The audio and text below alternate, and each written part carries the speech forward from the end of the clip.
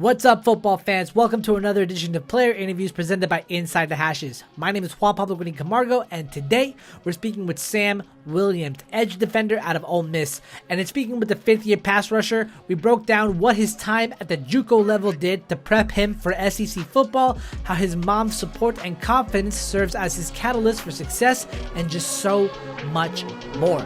With all that being said, let's jump into it. Perfect.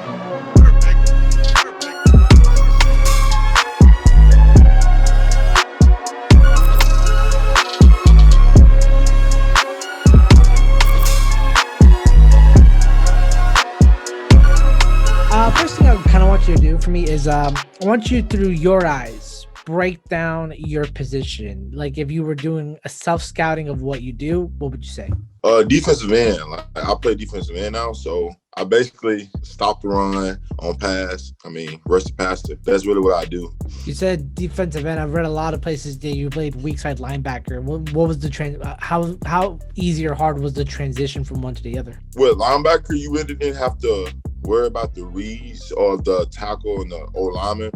So, like, after my buddy Tisdale got hurt, they needed someone to fill that spot. So I asked and I tried. So I tried it at practice, did really good. My coach put me in Mississippi State. I did all right. So I liked it. Like, I liked the way it kind of reminded me of when I was in JUCO. I loved when I was in JUCO. Like, I actually played like I can play. My speed, my strength, like, it all shown. So I asked my coach, Coach Watson, can he teach me some techniques, some more? We worked that whole week. LSU, I feel like from Mississippi State to LSU, I did like 50 times better. Then I said, Coach, we almost there. Let's do some more. He after practice, we spent like an hour, 30 minutes sometimes on technique, steps, hand placements. We spent a long time. Like, we spent some time on that because I didn't go home for Christmas.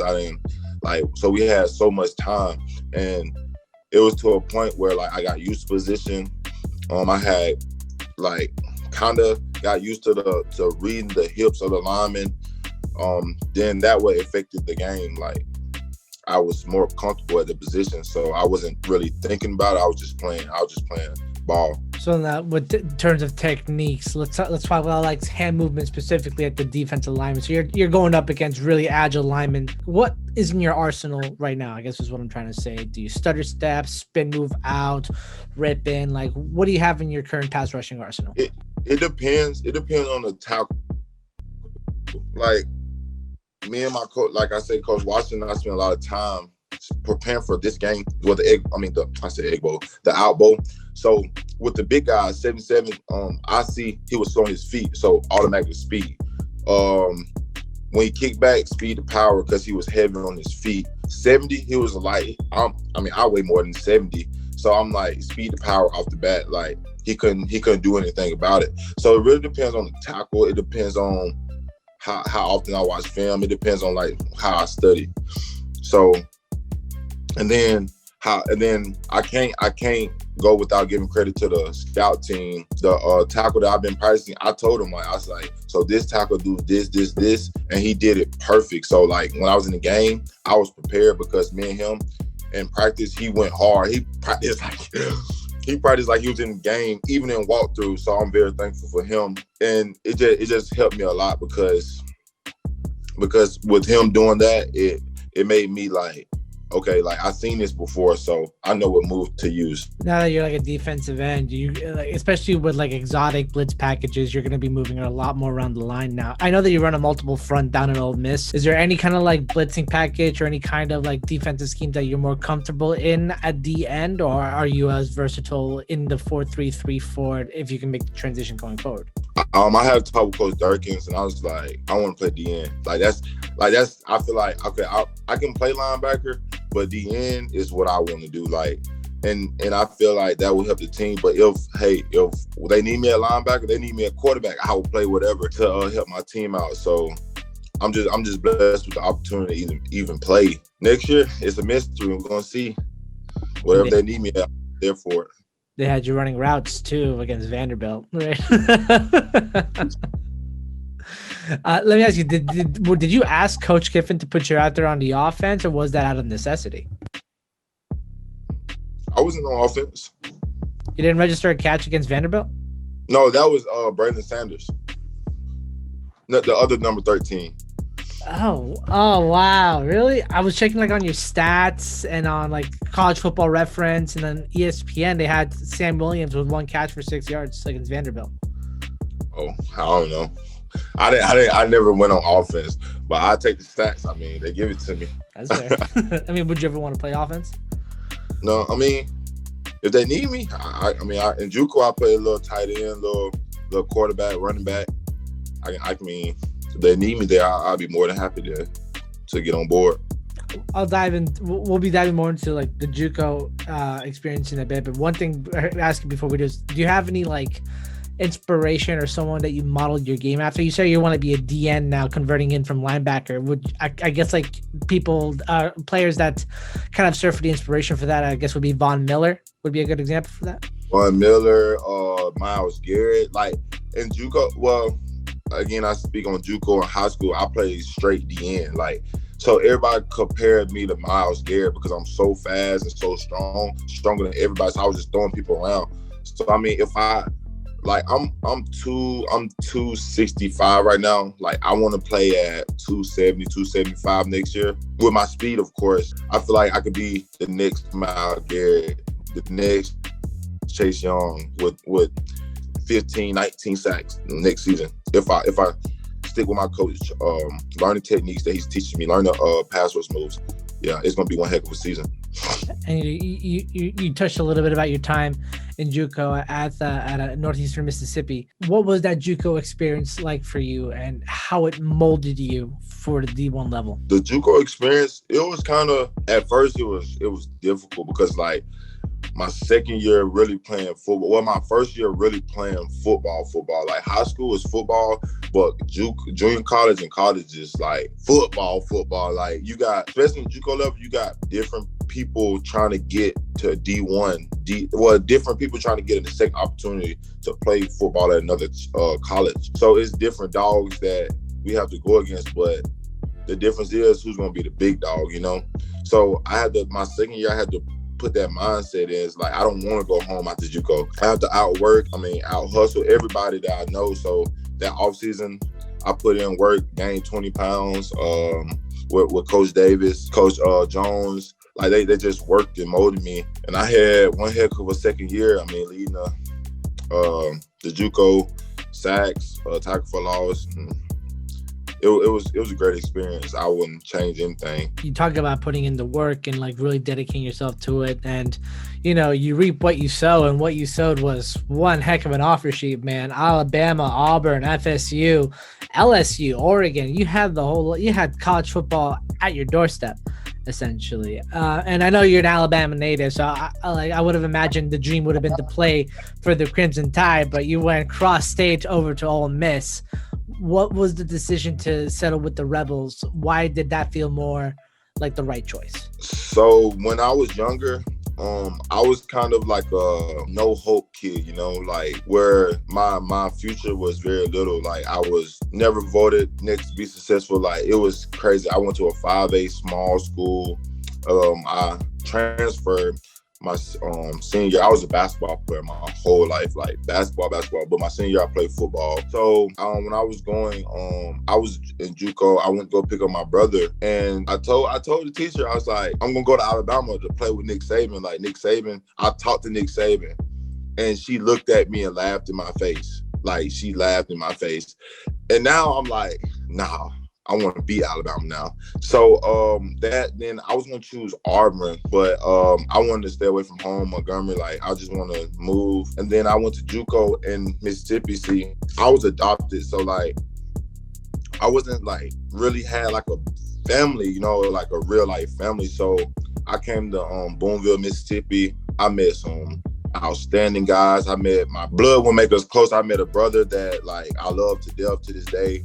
And like I just didn't want to leave, you know. I didn't want to start over because I felt like I have a family. I mean, Boonville is literally 45 minutes away. My coaches, they to this day still call me, check on me. Like it's crazy because no matter what, when I stay here, I know that I was gonna be loved, and actually not because of I'm in SEC, not because of none of that. It's because like who I am as a person. Before I even had an offer, these people was here for me, you know? And it's just the real life, like when I said in my interview, when I signed my letter of intent, like it's just a family environment. Like everybody here is real life, like family, from the grocery store owners to the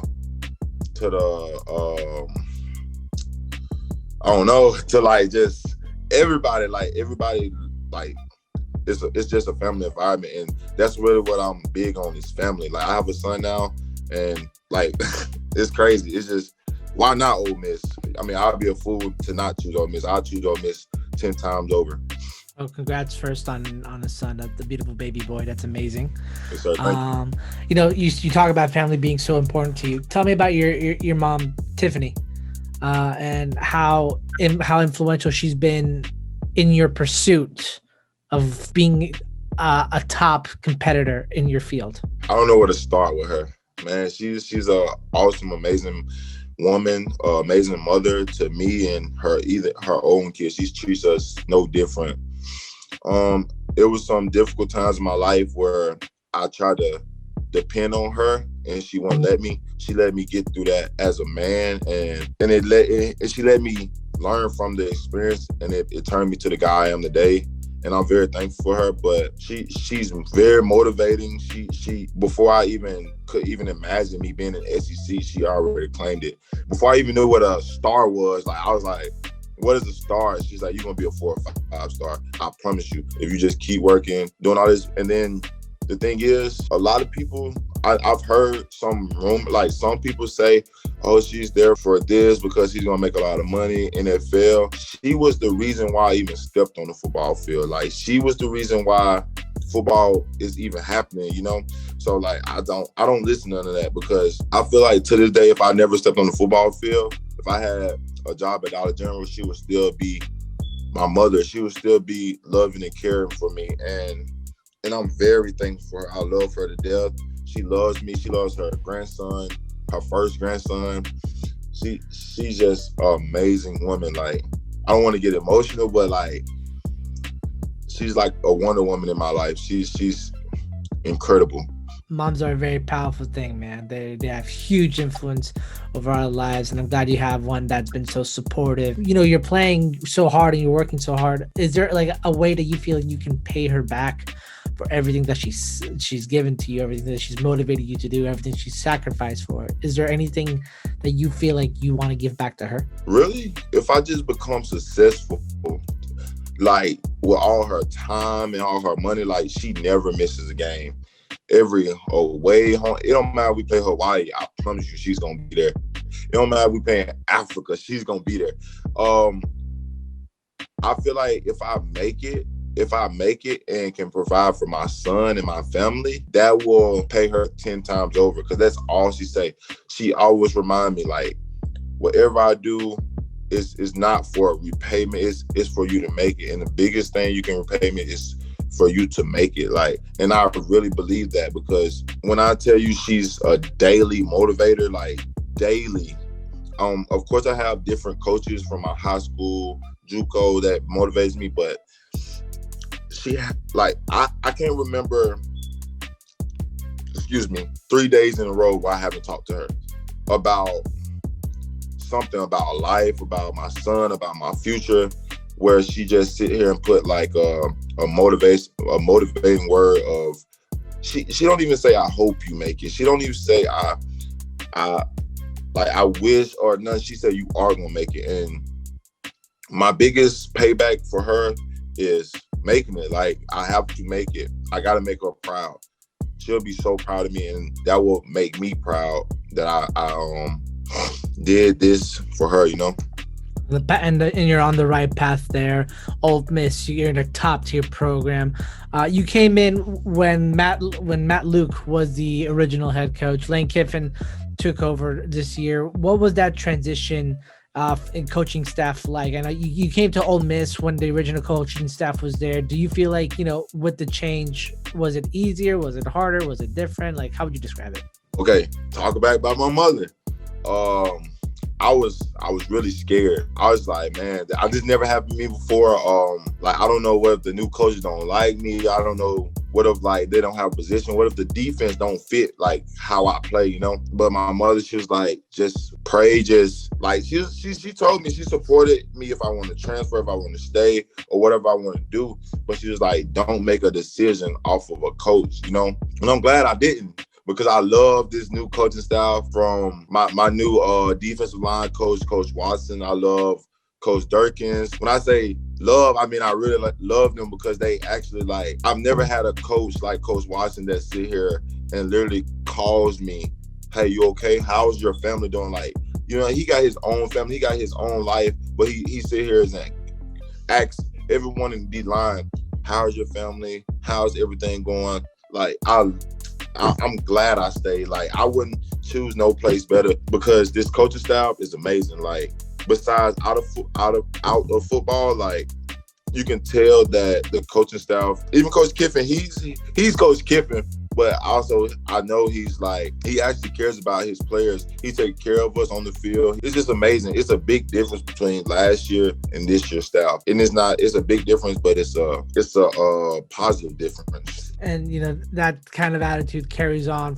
coach to player and then player to other players. You being the veteran guy in the locker room, I imagine you have to carry some sort of weight with regards to leadership and responsibility in there. So kind of like, what would you define your leadership skills among your guys, among your squad especially? I have younger guys like Sid, Clowney, even some of the other vets. I mean, me, without even trying to be a leader, like, I have to be a leader. Why? Because I play that position of the top rusher, pass rusher. I mean, so like, I embrace that position. My coach, I don't know, it's hard. Sometimes it's hard, because especially like some of the spots I've been in, like, I don't feel comfortable leading without having myself straight. But the coaches allowing me to like have that leadership role, it really changed me, because like, no one wants to mess up while other people are looking up to you, know? So it makes me walk on edge, makes me on and off the field, like, I have to make the right choices. Like, the Sam that people saw like last year on the other field is a big difference between now and back then, because of that leadership role that I have to play, because I have younger guys that have a lot of potential, great potential to even be better than me. Like, I have to lead them in the right way, because if I don't, then, like, you know what I mean? Yeah, guys like Cedric Johnson, Brandon Mack, Damon Clowney, Tavarius Robinson. You got like a lot of guys looking up to you. I know one article by 24/7 Sports said like they were quote unquote like the babies of the group, and you're the guy that's like raising them, you know. And I guess like the best way I can ask is like, you know, you're going in for one more ride next year, going into 2021. After that, probably declare for the draft if it's still something that you want to pursue. What is the kind of legacy you want to leave in that locker room with those guys? My biggest legacy I want to leave is a positive one. Like, when I leave next year, they come up. It's like a ladder. When I leave, they're next up, and then the people coming in after, you know, me, Tisdale, all of us leave. Cedric, all of them would take some of the leadership roles I have and put it and mold the other guys, because me, Tiz, and some of the other vets, we mold and we stick together, and we help the younger guys become, basically reach their potential. Like, you looking at years and years of excellent D linemen for Ole Miss. I want to lead by example. I don't want to say, hey, you can get this act, and I have 0 for the year, you know? I want them to see, hey, I use this move, so hey, next year, like, or next drive you're in, you can use this move. Like, I want to leave that positive leadership role where there's no doubt in their mind. Like, I'm not scared to follow him. There's no doubt in mine. If I have a question, I can call Sam and he'd be straight up with me. Or like, I don't know how to put it in words, but I just want to be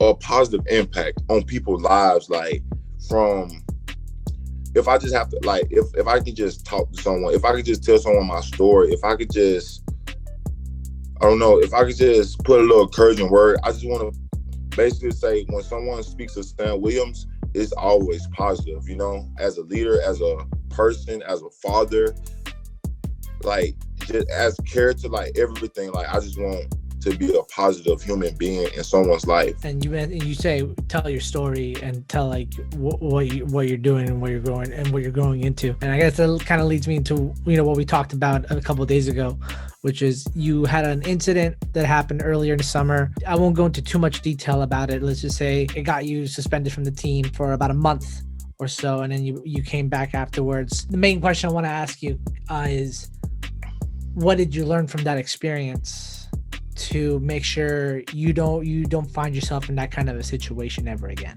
Well, my biggest thing is how to treat people. Like, a heart is the dangerous thing to play with. I mean, I feel bad for the things like I don't know. It's just I look back at it, I was like, it's time to change. Like, all the girls, you know, all the, oh, I'm the best, like all that it's not important. Like, I could have lost my life really to something that I didn't do because of somebody said I did. Like, it's so easy to just lose everything because you're doing it for the wrong reason, you know? So when I tell you, like, that was my biggest, most difficult time in my life, but it was a life lesson. Like, I wouldn't say I'm happy to go through it, but I'm thankful I did go through it now, because it molded me, and it helped me see that everybody's not here for you. Everybody's not on your side. All those people, all those fans, all those girls, all those homeboys, like it made me see like what the world really is. Like, when you're doing good, oh, you're high praise and stuff and all that, but once you're down, you can only count on so many people. And I learned that, and it really just changed my whole perspective of this journey I'm going through. It's just like it really just changed everything about me, because that was the scariest moment in my life. Of, man, I don't know. It was just scary. And, especially if you know you didn't do anything, if you know you wouldn't even think about it. Like, if you don't even have to do it, but it happened because I let it happen, basically, because I moved how I moved. And I'm glad that, well, I'm not glad that it happened, but I'm glad that I took it and learned from it, instead of just took it and be like, oh, it's just like, it happens all the time. No, I took it and learned from it. You mentioned earlier that one of the biggest attractions of Ole Miss was the family environment and the close-knit feeling that the team and the coaching staff provided. When you went through what you went through, what was the team's and your teammates' response to it, and how were they able to like help you through it? I mean, I got calls, I got visits when I was home. Matt, it was just a lot of players. Tiz, I mean, KD. It was a lot of players that sat here and just like, hey, we praying for you. Coaches like would call me, I'm praying for you. I mean, and they'll just put something positive in my ear, like, we know you didn't do it. We know what kind of person you are. Like, they was there for me, basically. Like, teammates, I'm very thankful for them, because without them, like, it would have been harder, because like, how would a player feel if their own team, you know what I mean, felt that way about you? And it showed that they didn't, and it showed that they really trusted in me. It showed that they missed me. They showed that they're ready for me to come back, and it did a lot of positive things for my mind, because they didn't give up on me. Like, the team is like every athlete's biggest family, and without your biggest family, like, you know what I mean, like, why be there, you know? But I'm thankful for those guys, because they helped me through the whole process. And my roommates, Brandon Mack, Quinn Bivens, man, they really helped me, because I was going through depression. They'll sit here and talk to me. Let's go on a walk, Sam. It was a difficult time, but I'm very thankful for them guys. And, you know, I guess that kind of leads me to like my last question, which is, you know, with that support and with everything that Ole Miss has, you know, provided for you, and everything you've given back to them, and you looking forward to like your future, what is it that you want to leave next year, if it's your final year next year, because you get that extra eligibility, what do you want to leave at Ole Miss? Like, not just in the locker room, but in the school in general. What I want to leave? I just want to leave hope. I feel like I just want to leave hope from everything, like from young age to now. Like, you can make it through anything. Like, look at Sam Williams. Like, he came from three brothers, 3 sister home with living in a 2-bedroom home. Living in a 2-bedroom home, like sharing beds with them. Like, and he came from 5A school, playing 1 year now in the SEC. Now he's following his dream in the NFL. I just want to give hope to all those women, men, boys, girls that don't have much, don't have everything in the world, but hope. You know, that's all I had my whole life is hope, dreams, faith. Like, when I leave Ole Miss, I want to set an example. Like, maybe sometimes life don't go your way, but if you keep pushing, you're going to eventually get there. Just I want to leave an amazing story. Like, I want to come back to Ole Miss a few years later and just tell my story to these athletes that's been in my position, that's been in my shoes, because this is not new. I mean, it's plenty of people with my same story, but so many people don't use it as motivation, you know? And I use it as motivation, and I want to share it with not just only Ole Miss. I want to share it with different high school, different kids, different families. Like, I just want to change people. Like, I just want to, but I had to start by changing myself. When I changed myself, it's an incredible feeling when I walk outside and I look up, when I say my prayers at night and I feel the change that I made, feel the opportunity, the doors that I opened because of the change, and the future I can give my son because I sat there and I prayed and I sat there and said, it's time for a change, you know? Because, hey, this is my last ride. So, like, of course I'm gonna go out with a bang, like, but at first, like, it's more than football, you know? Because I could be the best football player, but if my character sucks, it don't matter. Like, no NFL is gonna touch me. No one's gonna listen to me. No one's gonna let me lead them. I just want to give everyone hope. Like, it's okay to mess up as long as you learn from it, as long as you don't let that define the person you are. Well, Sam, like, first off, I want to say I love your story, man. I love everything that you were able to talk to me about today. I love how open and honest you are. Not just about like bad situations, but good situations, and I really appreciate that. One of your tweets that I was actually looking at a few days ago really like kind of stuck out to me. It's, I don't fit in, never did, never wanted to. And I thought that was really like kind of a resonating message for me, because it's basically saying you want to be the exception, and you want to be the dude that stands out, and that makes it so that everyone knows that you're serious about what you're doing and that you're determined and never willing to give up on anything. And I really appreciate that, man. And I really appreciate you sitting down and speaking with me today. I can honestly say it's been a true honor to do so. And I want to wish you nothing but the best going forward, not just in football, man, but in life, with your mom, with your son, whatever your life takes you. I wish you nothing but the best for it. Thank you. Once again, I cannot thank Sam enough for taking the time to sit down and talk with us today, to really open up with us here today. And I just want to wish him again nothing but the best going forward, not just on the gridiron, but off of it as well, with his newborn, with his mother, with everything that he has planned for his growing future. And remember, guys, for more player interviews like these, you can check us out on our YouTube channel. Just type in Inside the Hashes in the search bar, as well as on our website, InsideTheHashes.com. For our podcast and audio content, you can check us out on Apple, on Spotify, on Anchor, anywhere that you listen to audio podcasts. Inside the Hashes is there. You can also follow us on our social media. On Facebook, we are Inside the Hashes, the football group. On Twitter, we are at Inside Hashes. And on Instagram, we are at Inside the Hashes. And go ahead and go join us on our Discord, you guys. We love to talk football with you just as much as you like to talk about it with us, whether it's at the college level, the high school level, the Canadian level, the international level, and even the NFL. We want to talk football with with you. So go ahead, go on Discord and find the Inside the Hashes server. For more player interviews and for Inside the Hashes, my name is Juan Pablo Winnie Camargo. We'll see you next time.